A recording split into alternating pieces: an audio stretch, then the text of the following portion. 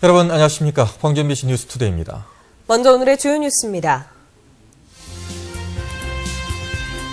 올 겨울이 작년보다 더 춥고 폭설도 많을 것으로 예상됨에 따라 자치단체들도 피해를 최소화하기 위한 대책 마련을 서두르고 있습니다.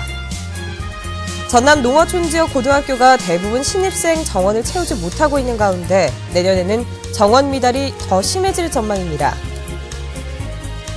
배춧값 약세로 인해 김장을 직접 담그려는 가정이 늘면서 배추 판매는 늘고 있는 반면에 절임 배추와 포장김치의 수요는 줄고 있습니다. 전남대학교가 내후년 입시부터 수시 심층 면접을 폐지하기로 했습니다. 정시 모집은 수능 성적만 반영하기로 했습니다. 올겨울 광주 전남 지역은 평년보다 춥고 특히 폭설이 잦을 것으로 예보됐습니다. 이에 따라 자치단체마다 폭설과 한파 피해 예방 대책을 서두르고 있습니다. 박영훈 기자가 보도합니다. 기록적인 폭설이 내린 지난 2010년 겨울, 전남에서만 100억 원이 넘는 피해가 났습니다. 당시 매주마다 강추위가 찾아오고 눈이 내리면 사나흘씩 이어졌습니다. 작년보다 첫눈이 4일에서 17일가량 빨리 관측된 전남 지역의 경우 올 겨울도 이 같은 기상 특징이 강하게 나타날 것으로 예보됐습니다. 다음 달부터 3한 4온의 겨울 날씨가 반복되고 특히 서해안 지역을 중심으로 한파를 동반한 하루 10cm 이상의 눈이 자주 내릴 것으로 보입니다. 주기적인 찬 대륙고기압 영향을 받을 것으로 보면요. 일단 그 영향을 받게 되면 서해상에서 만들어진 눈구름 내각한테 영향을 줄 것이고 그게 이제 서해안에 눈을 내리게 하는 원인이 되거든요. 이에 따라 전라남도와 시군도 폭설과 한파 피해 예방에 서둘러 나섰습니다. 상습 결빙 도로마다 모래 주머니를 쌓고 염화칼슘, 소금 등 제설제 구입도 모두 마쳤습니다. 또 소방서 협조를 받아 제설 차량 추가 활용 방안을 마련하는 한편 적설량을 기준으로 4단계 비상근무에 들어갑니다. 제설 차량이 6대가 나가서 시내를 전체를 전략을 하고 있습니다. 그리고 주간에는 차량 이동이 많기 때문에 가능한 운행을 지향하고 새벽과 밤늦게 운행하여 제설하고 있습니다. 재해 당국은 주민들도 피해 예상 지역에 대한 사전 점검을 철저히 해주고 폭설이 내릴 경우 내 집 앞 눈 치우기 등에 적극 동참해 줄 것을 당부했습니다. MBC 뉴스 박영훈입니다. 배추값이 약세를 보이면서 배추 판매는 늘고 있는 반면에 절임 배추와 포장김치의 수요는 줄었습니다. 유통업계에 따르면 지난해 포기당 소비자가가 3,000원에 육박했던 배추값이 올해는 1,000원 안팎에 머물면서 배추 매출이 전년보다 2배 이상 증가세를 보이고 있습니다. 김장을 담그려는 가정이 늘면서 무와 마늘 등 다른 김장 재료의 매출도 오름세를 보이고 있는 반면에 절임 배추와 포장김치는 매출이 떨어지는 현상이 이어지고 있습니다. 얼마 전 첫 승소를 거둔 근로정신대 할머니들의 법정 투쟁 뒤에는 오랜 세월 묵묵히 할머니들을 도와온 일본 나고야 시민들이 있었는데요. 오늘은 반평생을 바쳐 할머니들을 도왔던 나고야 시민소송단 다카하시 마코토 대표를 일본 나고야에서 만났습니다. 김민정 기자입니다. 역사교사였던 다카하시 마코토 씨가 조선인 근로정신대 강제 동원에 대한 한 제1교포에 공연해 본 건 44년 전. 처음 접한 강제 연행 역사에 놀라고 분노한 20대 청년은 10년이 넘는 연구 끝에 미쓰비시에서 강제 동원자 명단을 받아냈습니다. 資料をもらったというのはすごいな。これはハルモニーたちが自信でなくなったんだ。で、この人たちの、遺族を探さなければということで、遺族探しのスタートになりました。 이 명단에서 도난카이 대지진에 희생된 근로정신대 조선인 소녀들을 추적해냈고 사비를 털어 추도비를 세웠습니다. キレイさんだけ、戸籍で、確認できませんでした。できなかったので、しばらくここは何も書いてなかった。で、2001年にキム・ヘオク氏が見つけて、で、除籍簿が分かったので、これは2001年入れました。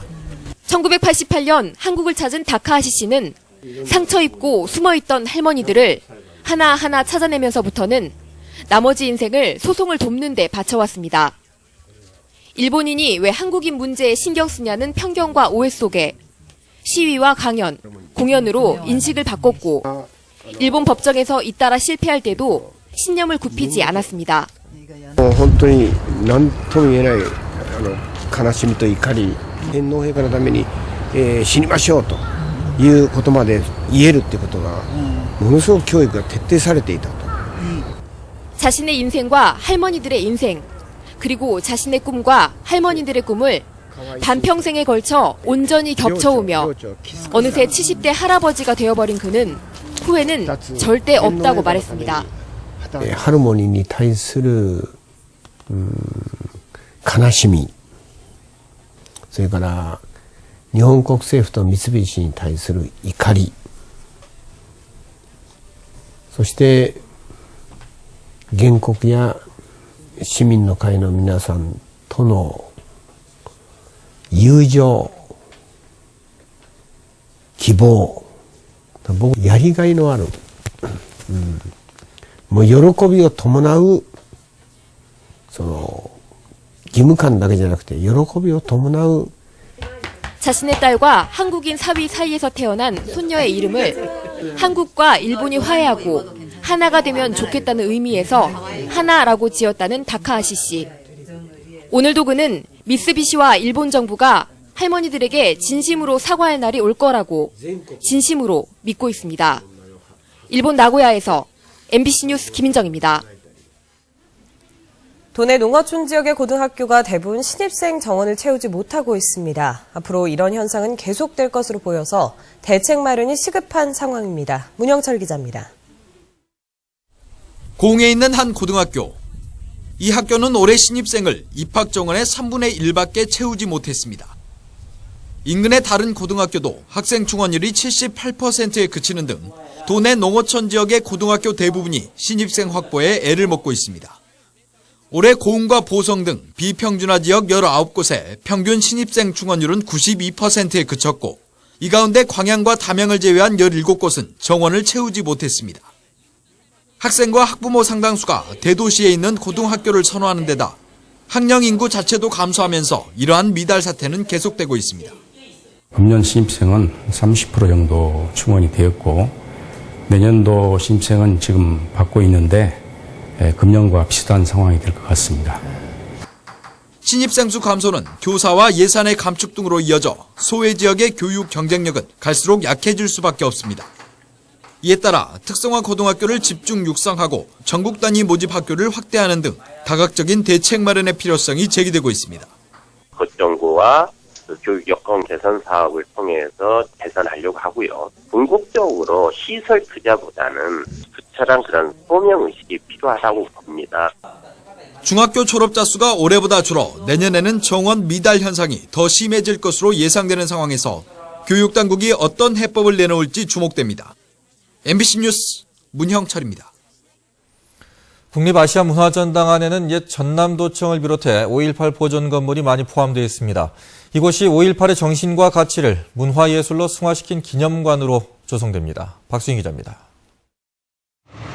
80년 5월 민주화운동은 발발 배경에서 최후의 항전에 이르기까지 그 자체가 완벽한 기승전결을 갖춘 서사시입니다.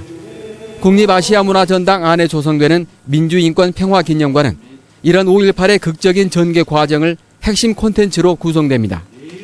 여기에 빛의 정거장 광주를 주제로 5월 정신의 핵심인 인권과 시민자치, 그리고 민주주의와 평화의 정신이 전시 공간에 담깁니다. 진압을 뛰어넘어서 저 너머의 초월한 순환을 초월한 저 너머의 어떤 것이 있다. 전시 명칭은 열흘간의 나비때.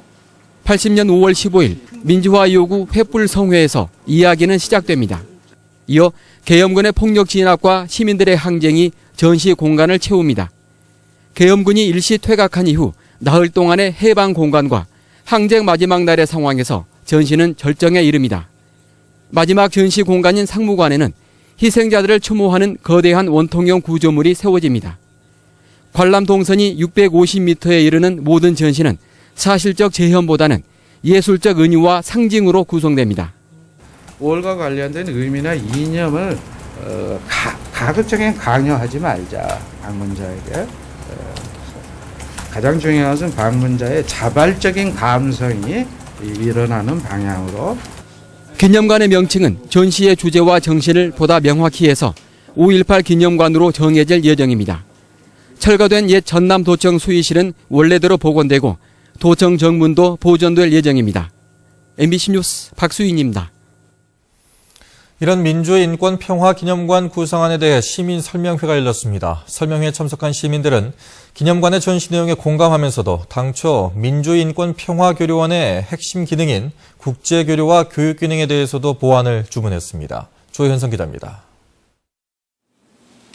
민주인권평화기념관의 전시 공간은 당초 옛 전남도청 본관과 회의실이었습니다. 하지만 5.18 열흘간의 항쟁 서사를 담기엔 면적이 너무 좁아서 옛 경찰청 본관과 민원실, 상무관까지 공간이 확대됐습니다. 이들 5.18 보존 건물엔 원래 민주인권평화교류원이 들어설 예정이었습니다. 아시아 각국 문화예술인들의 교류와 협력, 그리고 민주인권 교육 기능을 담당할 아시아 문화전당의 5대 핵심 시설 가운데 하나입니다. 그런데 교류원이 들어설 모든 건물이 상설 전시공간으로 조성될 예정이어서 교류와 교육 등의 본래의 기능은 어디서 어떻게 이루어지는지 시민들은 궁금해했습니다. 아시아 문화교류 협력과 네트워크 구축인데 이 기념관이 민주평화교류원의 컨셉과 어떻게 연계가 되는지 너무 기념관만이 부각되는 것이 아닌지. 문화전당에 딸리는 민주인권평화기념관과 도청 앞 분수대 광장을 유기적으로 연계해야 한다는 지적도 많았습니다.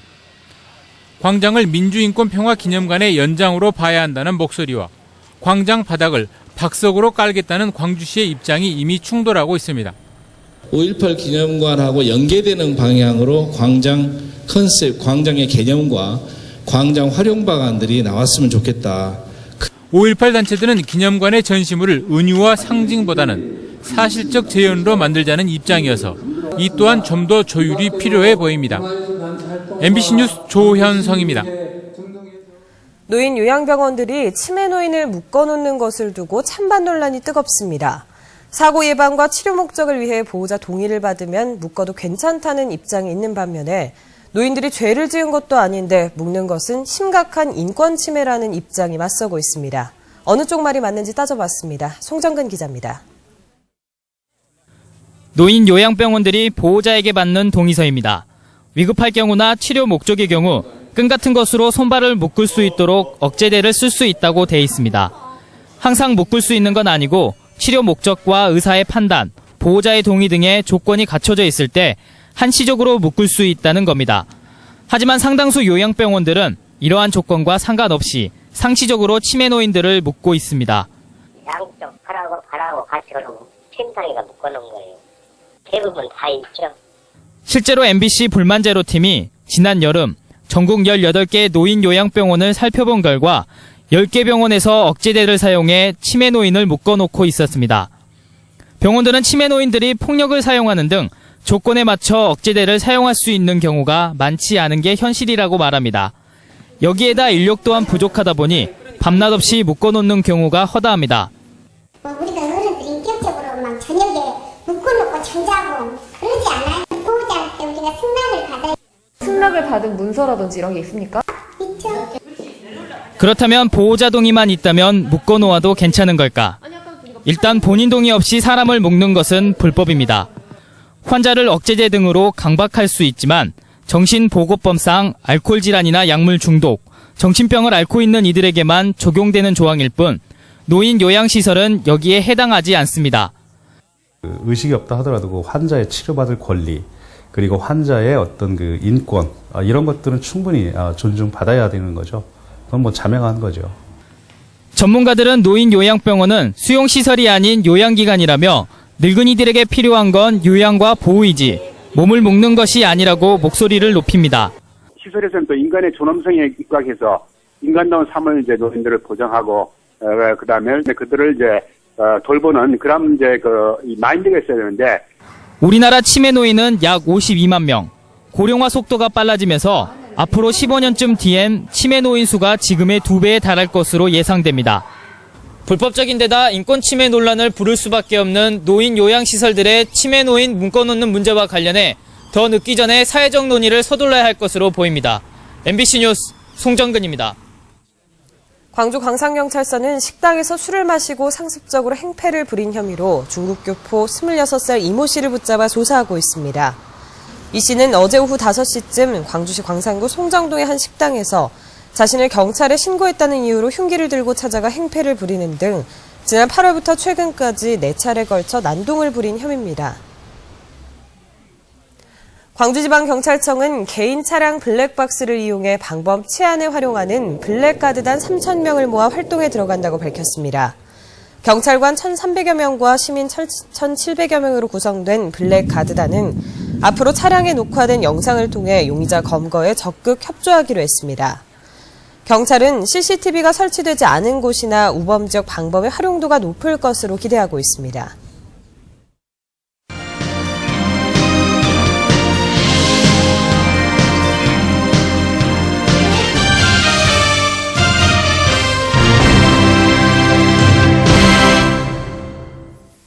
국민 첫사랑이 별칭인 인기 걸그룹 멤버 수지가 하계유대회 홍보대사로 위촉됐습니다. 수지는 고향에서 열리는 큰 국제대회에 자신도 힘을 더하고 싶다고 소감을 밝혔습니다. 정용호 기자입니다.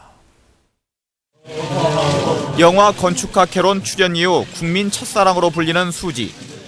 인기 걸그룹 미스A의 멤버이자 연기자로 활동하며 국민적 인기를 얻고 있지만 비교적 수수한 차림에 시종일관 웃는 얼굴로 홍보대사 위촉을 반겼습니다. 수지는 고향에서 열리는 큰 국제대회에 홍보대사로 참여해 너무 기쁘다며 설렘을 감추지 않았습니다. 큰 스포츠 행사 덕분에 이렇게 또 광주에 오게 돼서 정말 말로 표현 못할 만큼 너무 설레이는 것 같습니다. 아버지가 젊은 시절에 태권도 선수여서 평소 스포츠에 관심이 많다고 밝힌 수지는 응원 메시지로 2015 광주 유니버시아드의 성공적인 개최를 기원합니다라고 썼습니다. 또 유대의 성공을 위해 자신도 기여하겠다고 각오를 다졌습니다. 제가 할 수 있는 작은 힘이라도 열심히 하도록 하겠습니다. 지금까지 유대의 홍보대사는 기보배와 손현재, 양학성과 최은숙 선수 등 모두 스포츠 스타들이었습니다. 연예인 첫 홍보대사인 수지는 앞으로 대회가 열리는 1년 7개월 동안 홍보 영상이나 포스터 등을 통해 유대에 알리기에 나섭니다. MBC 뉴스 정용욱입니다.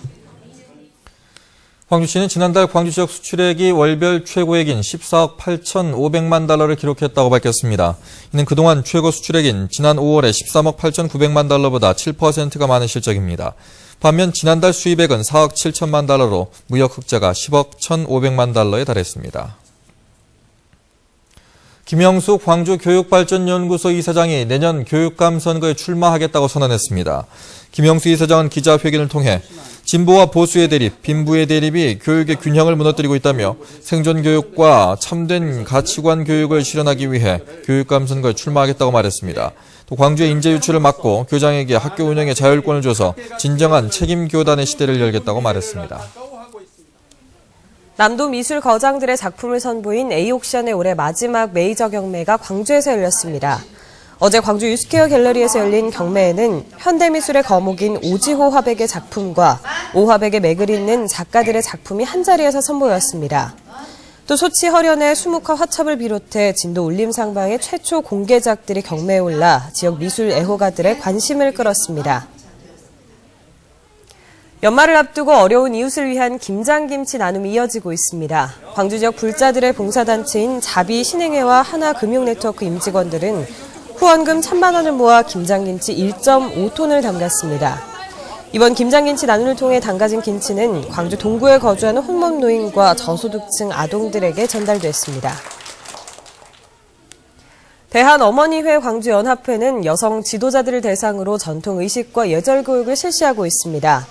올해 말까지 매주 화요일에 진행되는 이번 프로그램에서는 의식주와 관혼상제 등의 전통예절이 현장체험 중심으로 이뤄지고 있습니다. 또 전통사회의 여성들이 식사할 때와 차를 마실 때 행했던 예절 체험도 올해 말까지 실시합니다.